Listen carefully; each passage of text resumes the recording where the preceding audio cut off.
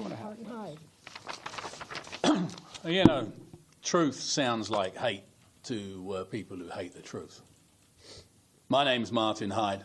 What we're here witnessing is exactly what one would expect from the blind leading the blind. Our 5 city commissioners have less than 10 staff between them in their private sector careers. So it's not surprising they'd have trouble understanding the realities of managing staff. What is being suggested is that employees have a right to feel good about themselves at work, regardless of their performance.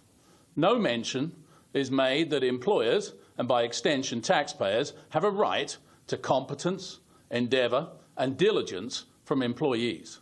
By way of example, I made a simple public records request the day after the CAC was suspended. 35 days later, today, I got the records, notwithstanding that the printout showed the information was available on the city attorney's desk for 33 days. I've never previously waited more than 10 days for anything. It's not a criticism of the interim clerk. It's a simple reality, simply that city staff don't want to comply with records requests that might embarrass them, and now there is nobody to compel them to comply with the law. This will result in one lawsuit after another, all of which the city will lose, and the city attorney should know he's lost, what, 4 in the last year? Tens of millions of dollars. The so-called report was crudely put together with clear malice, almost like a scene from Mean Girls, using anonymous sources for fear of reprisals, of which 0 evidence was produced.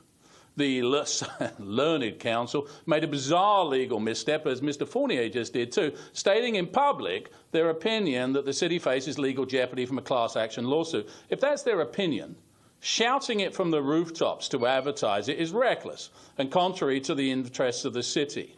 If it has to be mooted, it should have been done under attorney-client privilege, not touted as some kind of salacious public soundbite. We were also treated to former Commissioner Chapman, who is a political ally of our Vice Mayor, going on ABC 7 within minutes of the suspension, saying that the vote of Commissioners Shaw and Freeland-Eddy, and I quote, was the ugly face of racism. For sure, there was an ugly face at that night on ABC 7. But it wasn't racism on the part of Commissioners Shaw and Freeland-Eddy.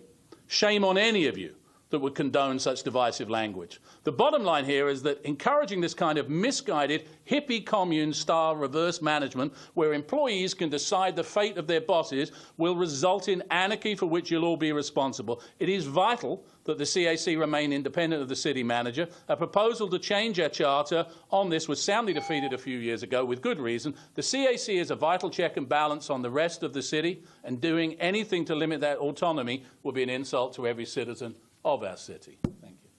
Barbara Langston.